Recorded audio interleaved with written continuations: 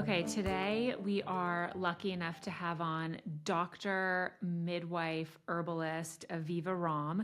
I saw a video that she did recently talking about hormones, which is something we love talking about here on BDA Baby, as well as the declining age that young girls are going through puberty. And as a mother to two daughters, I'm really interested in that as well. So we got some great questions. We're going to jump right into it with Dr. Aviva Romm. Thank you so much for joining us, Dr. Aviva. I was looking at all of your different interviews because you talk about such a wide range of topics and subjects. And since I'm so pregnant and also a mom to two girls, I was like, Aw. the idea about talking about hormones and girls and the whole subject of puberty and how that age is declining is something that's so interesting to me. And then we got really great questions just about hormone related questions, which it seems like is such a big and popular topic to talk about now. Yeah. Um, but Finally, right? I Finally, we can know, talk about it. I know. It really Yeah. seems like, you know, there's been like, I'm curious if you feel this in your practice, like there's this big surge of people just being interested in talking about hormones and open in a different way. Oh, yeah. Everything from, I mean, I'm 58, so I can remember when, like, I mean, it wasn't even that long ago. Even 58 was like, 10 years ago. You couldn't really say period on TV. Yeah. Menstrual products were shown with like a blue liquid poured on them. It was all kind of like hush hush. And menopause, like women said, the change of life. So now I feel like there's so much openness, and it's not only really exciting, it's actually really important because we know that being health literate is actually health changing, and we know that being able to talk about what's going on with ourselves helps us to get information from our friends, our family, but also our care providers. And a lot of women are still struggling with saying the words about their bodies. So I'm very excited about what's happening.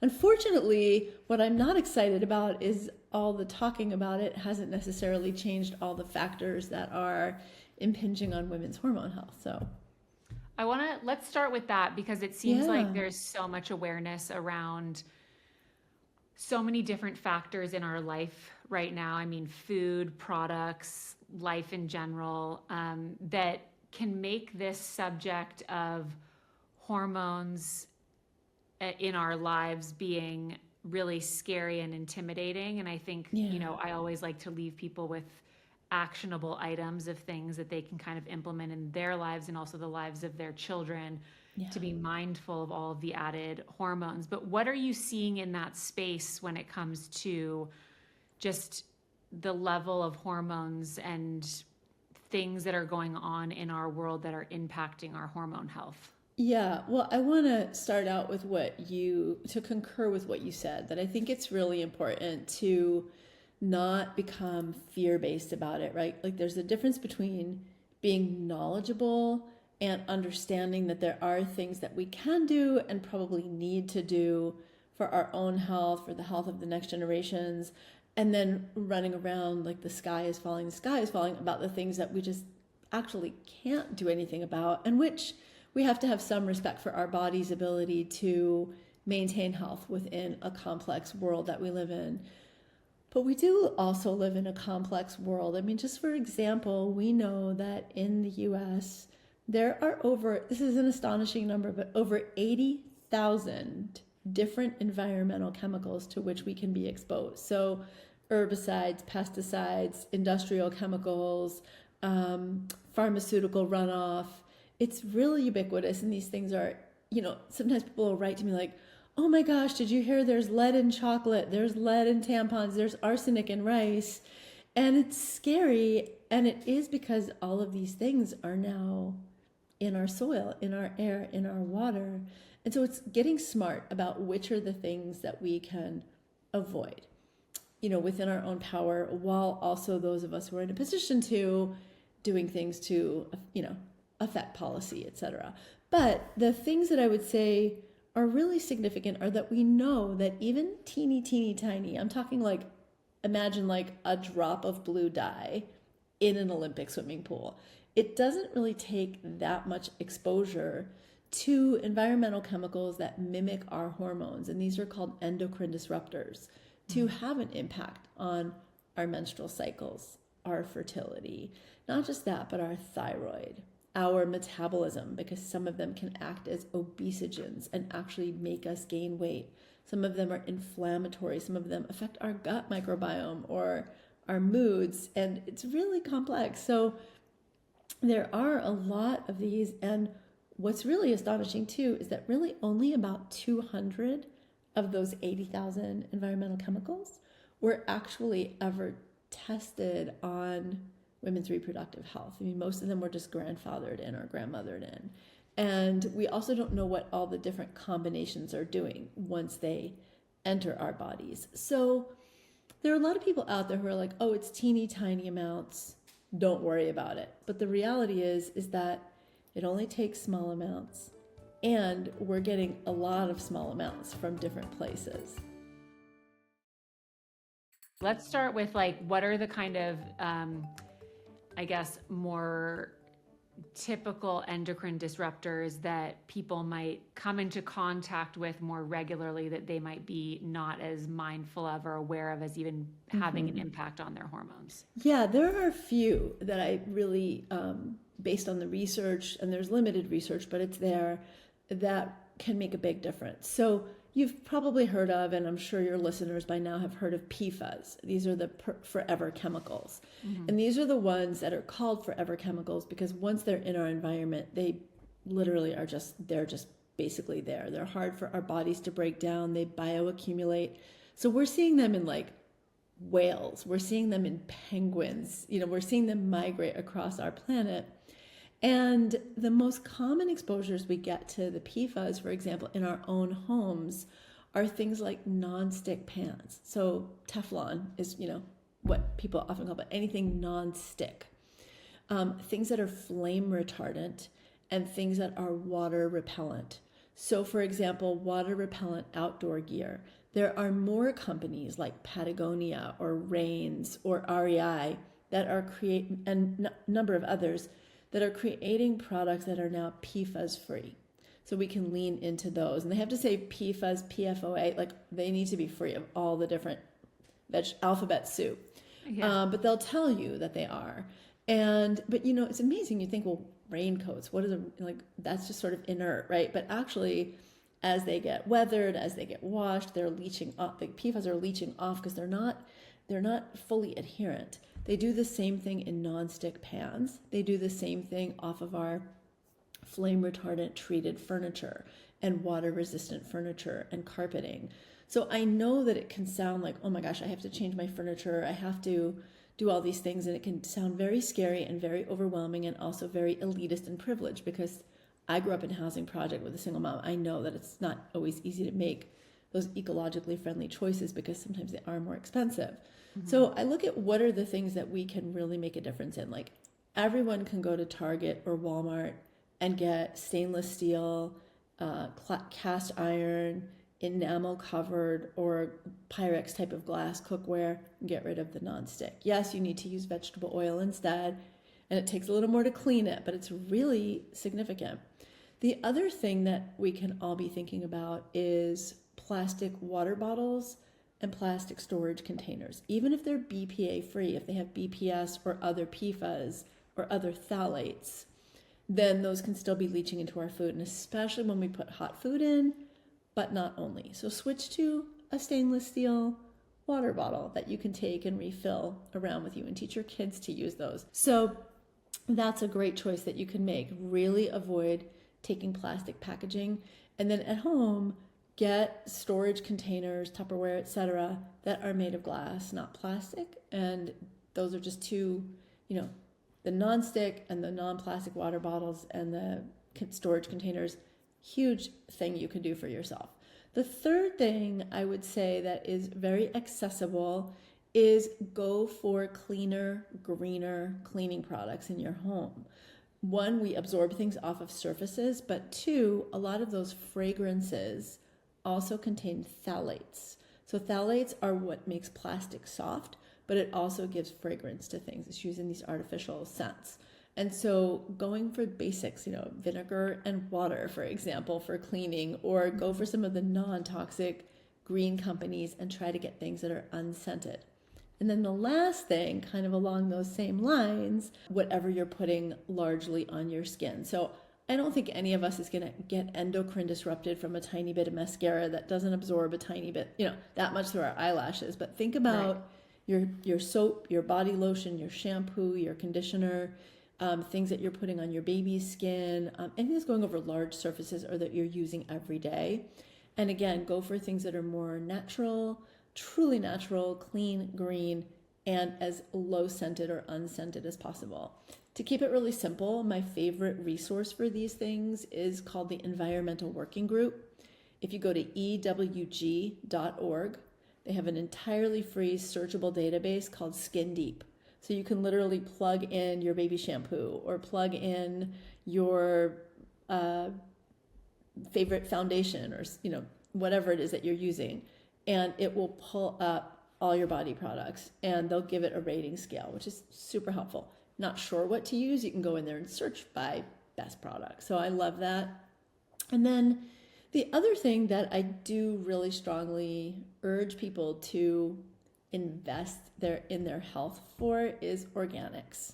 So the things that you can afford to get organic. I like that you were giving different suggestions, like stainless steel with, cups for kids. Does that include silicone for No, kids? I think that so far the data on silicone is that it's okay. I tend to lean toward it being more around things or in things that you're not using every day, because I still feel like it's new enough that there's still a little bit of a TBD factor, because the things that we thought were safe 30 years ago we're finding out not so much. I mean, my grandmother had everything Teflon 45 years ago. Yeah.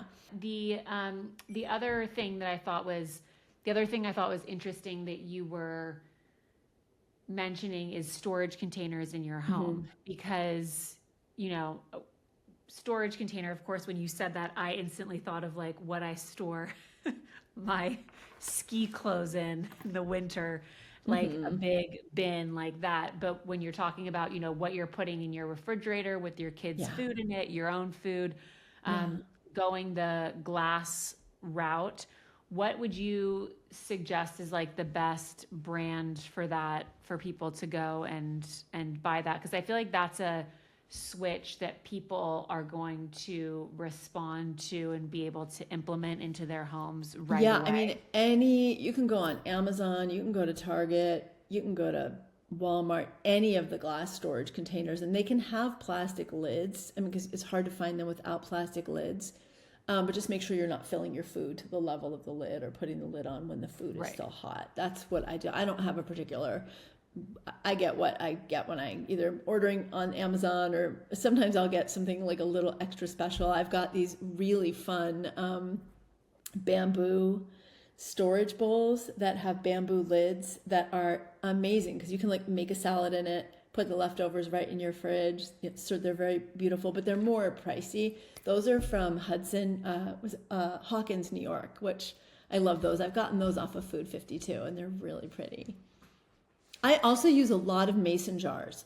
I have one of my girlfriends who had a baby last year. She's been storing all of her breast milk in mason jars. So cute. Because it's like, again, like even when she was telling me that she was doing that, I reflected on, okay, I have 2 daughters that I breastfed for, 15 months each, and I pumped a lot, and I stored a lot of milk, but I stored it in, milk, the little bags, baggies, right? Yeah, that I know were plastic, and now it's like everybody's like has so much more awareness, and I'm like, oh my god, that was only, my oldest is 4, my second is 2, so it's just, it feels like there's just constantly, new information that's coming out that can oftentimes be overwhelming with like, oh my gosh, did I just mess up by using...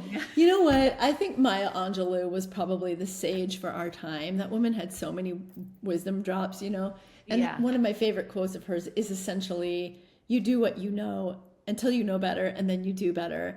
And I Yes. think this is the important thing to keep in mind is that, yes, I do believe these are really important choices that we can make.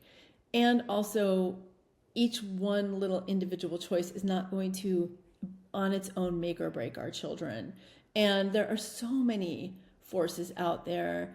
I really just want to take the blame and the burden and the stress off of mamas and just say, like, do your best, do the things that are low-hanging fruit, do the things that you can afford to do the big things that you can make changes on in your home.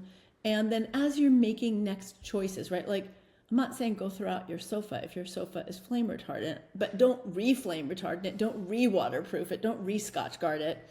And when you are in the market for the next thing, then think about what can you get that is more ecologically friendly. Because it's not just for us, it's actually for our planet too. But yeah, I know that feeling. And I think we have to just sort of surrender, do our best. And as new information comes out, we implement it without freaking out or worrying about the past. Because also there's nothing that you can do. When you were talking about EWG, my sister introduced me to EWG years ago, and they have an app that you can put on your phone and you can scan. I was just upstairs over the weekend, going through different products and scanning the products for my kids and for the baby, just to like see what the rating is on everything. And so it's a great and very easy, user-friendly way to be able to go through a lot of the products in your home very easily. It's so helpful, and it's 100% free. So I love that. Use it. I want to talk about one of the big subjects that actually led me to your page, which was the conversation that we're having now around girls going through puberty at a younger age. As I mentioned, I have a 4-year-old daughter and a 2-year-old daughter. And when I first heard about this conversation first happening, I instantly was like, what is this about? What can I be doing to not have this? Because obviously there's negative side effects to going through puberty earlier, which I want to talk about. But can you just give us a quick overview of why this is happening and what that means for young girls? And then I want to go to what we can do as parents to be more mindful of what we're giving to our kids or what we have our kids exposed to, so we can prevent them from going into puberty early. Yeah, absolutely. So what we know is that over the last 100 years, the age of puberty for girls, and for boys a little bit, but not as much as for girls, has gone down by several years, over 100 years. And then in more recent years, so in the past couple of decades, it's gone down at a little bit more of an accelerated rate. So our great-grandmothers might have gotten their first period between 14 and 16. I'm, as I said, 58. My generation was really getting their periods primarily between like 12 and 14. Now that's moved down a little bit more, and it can be as early as 8 to 10. And what's interesting about this is that the normal age of puberty isn't defined by some external biological clock, like healthy puberty starts at XYZ age. What it's defined by is population norms, meaning that if most kids are going into puberty between 10 and 12, then the lower end of normal would be 10. If most girls, or more and more girls, or a preponderance of girls, are now going into puberty at 8 to 10, then the lower end would be considered normal. And so what we see happening is a number of different factors that appear to be leading to this. But one thing that has brought this more to the forefront is that there was a significant acceleration of this during COVID. So the rate went down even faster and earlier. And it wasn't just girls starting early signs of puberty, which is what we've historically seen, like earlier breast bud development or earlier underarm hair development. It's actually now also girls getting their periods younger for the first time. And so what is most commonly recognized are several factors. One the endocrine disruptors that we're talking about, all the way from being exposed when we're pregnant and having that set about alterations in our girls' hormonal blueprint and also metabolic blueprint. And then, and I'm gonna say this with all respect and care, obesity. This is not about fat shaming at all. We can all be healthy at many, many different sizes, but we have had a dramatic shift, so much so that the CDC already says that 20% or more of children are medically obese. So they're not just a little overweight or a little bit bigger bodies. They're in a medical category that can suggest potential medical problems and health problems.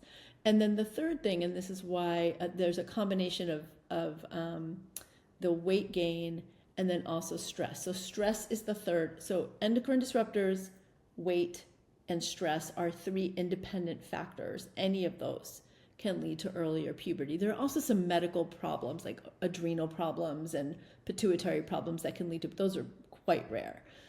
With COVID, what we saw is both an increase in sedentary behavior, increasing reliance on, eating in front of the TV, more quick foods, more junk foods, and then more snacking, and then also really significant stress for kids.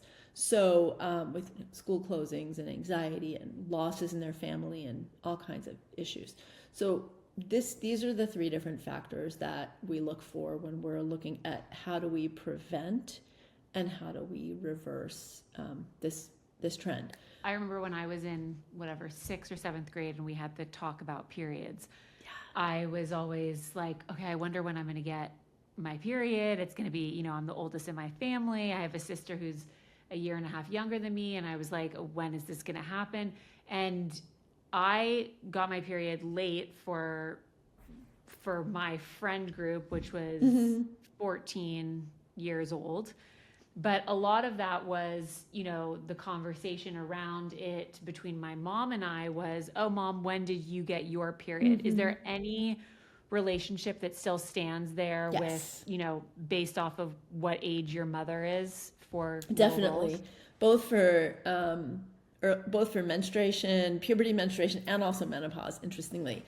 But we are now having girls who are also exposed to a whole lot of factors that we weren't as moms, that our moms weren't. So we can still see variations now that may not follow that trend, but in general, it's really common to have kind of this my grandmother got her period at 11, my mom got her period at 11, I got mine at 11. Yeah. Okay.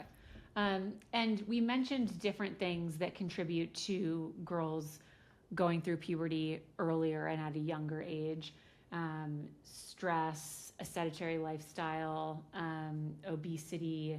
Are there certain tips that you would recommend for people when it comes to food? The food world is so confusing for children as well. And I think as parents, it's also very overwhelming with, I'm buying organic, I'm buying at a farmer's market, I'm buying these things, and, what am I going to do about certain snacks? What am I doing about foods that are served in schools or in classrooms or at birthday parties? Or, that part to me can also be overwhelming, or, just how terrible like the food industry is in general in America with meat and, everything that goes on there. So are there things, of course, you mentioned organic, grass-fed, but are there other, maybe a couple takeaways that you would say for parents to be mindful of when buying food for their children that would help boys and girls, that would help with what they're giving their kids and what their kids are putting into their bodies that maybe we wouldn't be necessarily aware of? Yeah, I think that I talk to my moms in my practice and to women in general, what I call it the 90-10 rule. So at home, if you're eating 90% whole foods, I don't mean from Whole Foods, the store, but a whole foods based diet, right? You're getting fish, poultry, eggs, legumes, maybe you're vegetarian or vegan, so you're getting more legumes, right? They're getting healthy vegetables, healthy fruits, and from the start, ideally, so that this is what they consider food. The basic place that I draw the line is between what I call food and non-food. So they're just like, the ultra processed food is not even food. It's like, it's so unhealthful.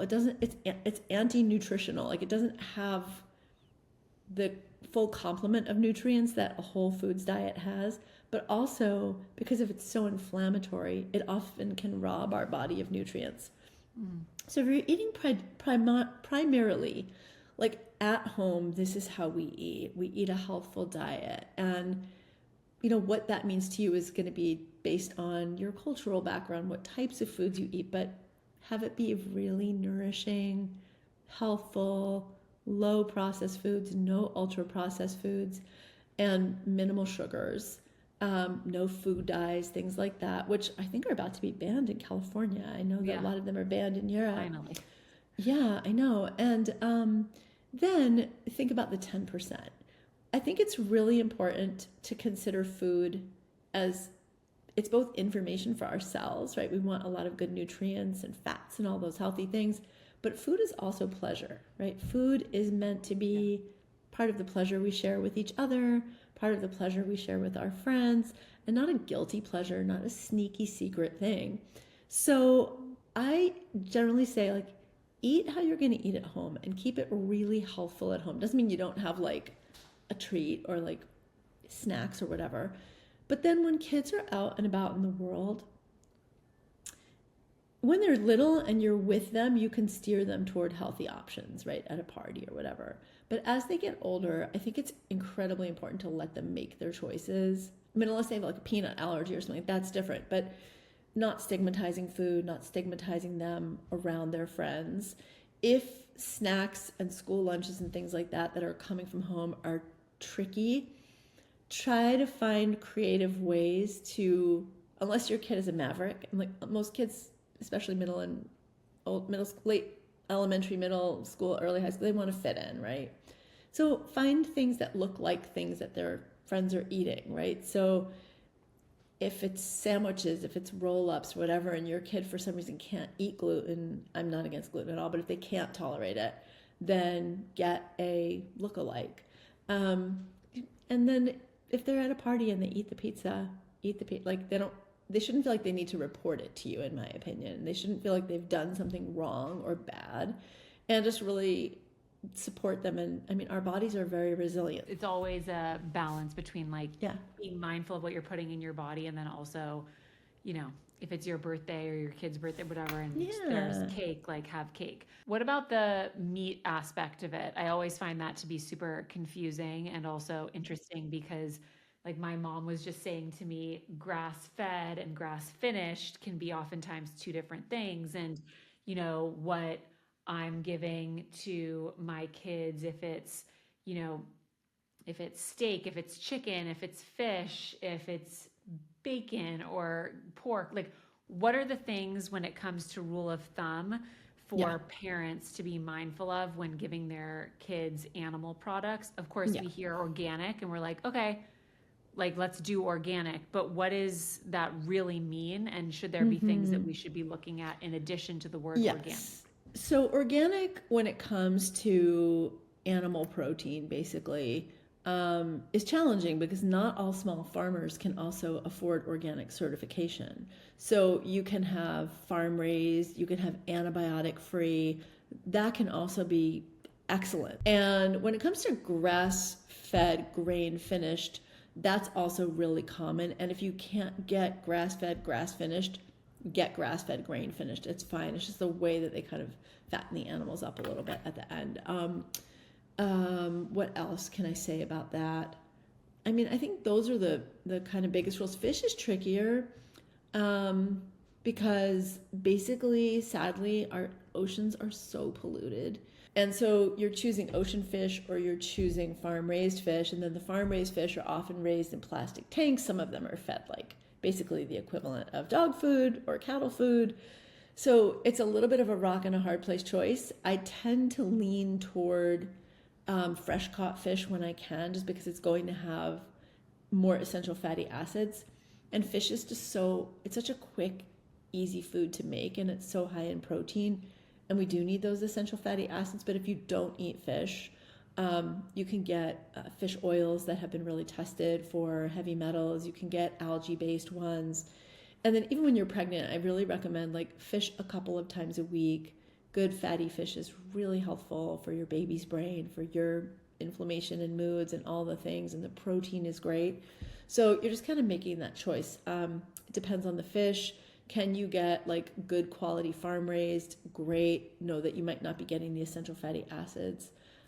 It's complicated choices. It's a lot of information and it's a lot of great tips and tricks. And then also, like what you were saying, giving yourself grace with what the options are that you have to make. But I think, and even, if it's for your children, if it's when you're pregnant, there's always so much feedback and also information that you can absorb in your day-to-day life about the choices that you're making. I mean, I'm really lucky that my sister is very on top of all of this. So like she is, I mean, just like all over everything with my girls. And she even sent me something that was talking about the importance of organic underwear for your girls, like all of these different things that I didn't even as a mom think of. And I'm in this space,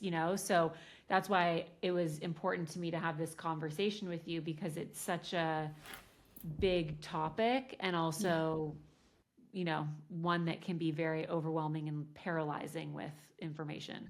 Well, thank you so much for this conversation. This is so helpful. Of course, delighted.